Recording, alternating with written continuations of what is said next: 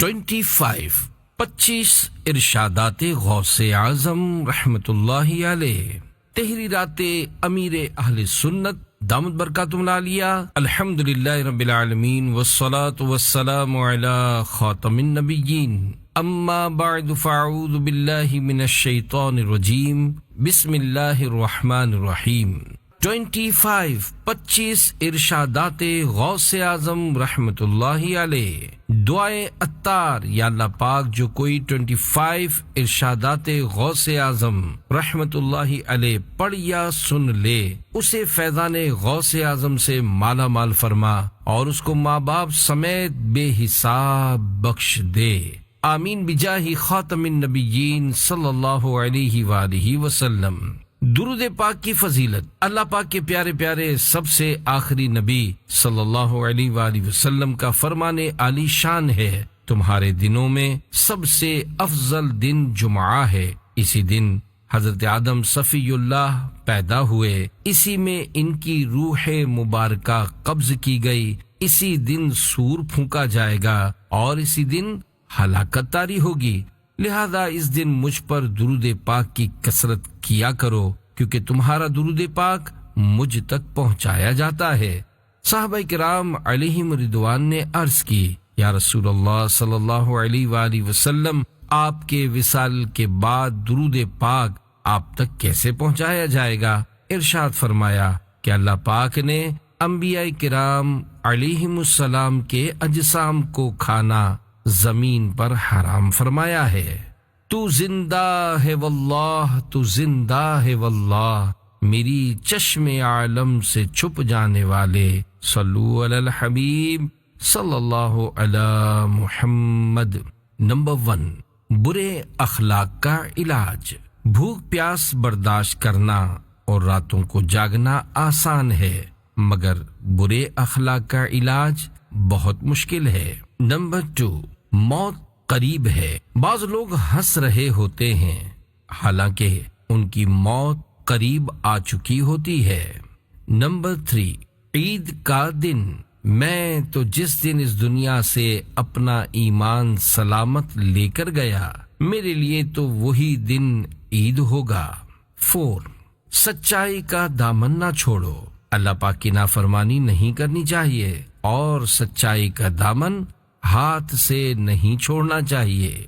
5، عزت و کرامت کا تاج۔ اللہ پاک کی صبح و شام فرما برداری کرتے رہو، جب تم ایسا کرو گے تو عزت و کرامت یعنی بزرگی کا تاج تمہارے سر پر ہوگا۔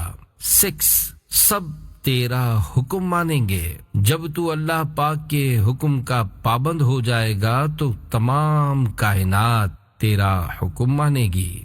7، عقل مند کہنے کی وجہ۔ عقل مند کو عقل مند اس لیے کہا جاتا ہے کہ اس کی نظر کاموں کے انجام یعنی اینڈ پر ہوتی ہے۔ 8، عاجزی کسے کہتے ہیں؟ عاجزی یہ ہے کہ بندہ جس سے ملے اس کو اپنے آپ سے بہتر جانے اور یہ سوچے کہ ہو سکتا ہے اس شخص کا اللہ پاک کے یہاں مرتبہ مجھ سے زیادہ ہو۔ نمبر 9، 3 ضروری چیزیں۔ مسلمان کے لیے ہر حالت میں یہ 3 چیزیں ضروری ہیں۔ نمبر 1، اللہ پاک کے حکم پر عمل کرنا۔ نمبر 2، اس کی منع کی ہوئی باتوں سے بچنا۔ اور نمبر 3، اللہ پاک کی رضا پر راضی رہنا۔ نمبر 10، بغیر محنت کے تو دنیا بھی نہیں ملتی، تو جب یہ فنا یعنی ختم ہونے والی دنیا بھی بغیر محنت کے نہیں ملتی تو جنت جو کہ ہمیشہ باقی رہنے والی ہے وہ بغیر محنت کے کیسے ملے گی؟ تو جنت پانے کے لیے خوب عبادت و ریاضت کیجیے۔ 11، تھوڑے رزق پر راضی رہو۔ تھوڑے رزق پر خوش رہ اور اس کو لازم پکڑ لے یہاں تک کہ تیرا وقت پورا ہو یعنی تو فوت ہو جائے اور پھر تجھے اس سے بہتر کی طرف لوٹایا جائے۔ 12، خالی ہاتھ نہیں لوٹایا جاتا۔ بارگاہ الہی میں جو کوئی دعا مانگتا ہے اللہ کریم اس کو خالی ہاتھ نہیں لوٹاتا، لہذا تیری دعا کا دنیا یا آخرت میں تیرے لیے کوئی نہ کوئی فائدہ ضرور ہے۔ مفید دعائیں۔ اللہ پاک سے اپنے پچھلے گناہوں کی معافی، آئندہ گناہوں سے بچنے، اچھی طرح اس کی عبادت کرنے، اچھی موت اور انبیاء کرام علیہم السلام، صدیقین، شہداء اور نیک بندوں سے ملاقات کی دعائیں مانگا کرو۔ 14 اللہ پاک کی فرما برداری۔ اللہ پاک کی جب تو فرما برداری کرے گا، مخلوق میں مخدوم یعنی جس کی خدمت کی جائے ایسا بنا دیا جائے گا۔ 15 دھوکہ کھایا۔ دنیا کی رونقیں اور آسائشیں دھوکہ دینے والی ہیں، جس نے انہیں پایا دھوکہ کھایا اور غافل ہوا۔ 16 توبہ کے دروازے میں داخل ہو جاؤ۔ اے لوگو، جتنی نیکیاں کر سکتے ہو کرو، اور توبہ کے دروازے کو بھی غنیمت جانو اور اس میں داخل ہو جاؤ، یعنی توبہ کر لو۔ نیک لوگوں کے اجتماعات کو بھی غنیمت جانو۔ 17 کن یعنی ہو جا۔ اللہ پاک نے اپنی کسی نازل کی ہوئی کتاب میں فرمایا، اے ابن آدم یعنی اے آدمی، میں اللہ ہوں، میرے سوا کوئی عبادت کے لائق نہیں۔ میں کسی چیز کو کن کہتا ہوں تو وہ ہو جاتی ہے، تو میری فرما برداری کر، میں تجھے ایسا کر دوں گا کہ تو کہے گا کن یعنی ہو جا تو وہ ہو جائے گی۔ 18 شیطان کی بربادی کا سبب۔ اے لوگو، خود کو حسد سے بچاؤ۔ حسد ہی وہ بری عادت ہے جس نے شیطان کو تباہ و برباد کر دیا اور اس کو رحمت الہی سے دور کر کے جہنمی بنایا۔ 19 دنیا کس کی خدمت کرتی ہے؟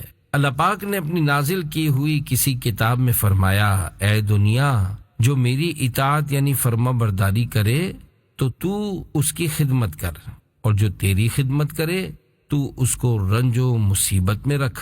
20 دوست کون؟ تیرا دوست وہی ہے جو تجھے برائی سے روکے۔ 21 زندگی کا دروازہ۔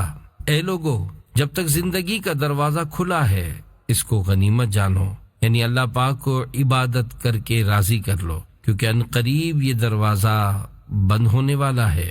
22 اصل مال بنا لے۔ آخرت کو اپنا اصل مال بنا لے تو دنیا و آخرت میں نفع اٹھائے گا۔ 23 سلامتی کے راستے۔ اے نادان، تجھے حکم دیا گیا ہے کہ تو خود کو سلامتی کے راستے پر چلا، اور سلامتی کے راستے آخرت اور اللہ پاک کی عبادت کے راستے ہیں۔ 24 مصیبت میں گلا شکوہ مت کیجیے۔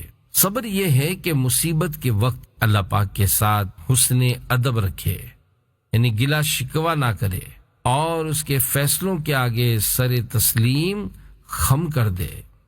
25 صبر میں سلامتی ہے، تم صبر کو مت چھوڑو، کیونکہ بھلائی اور سلامتی صبر ہی میں ہے۔ 25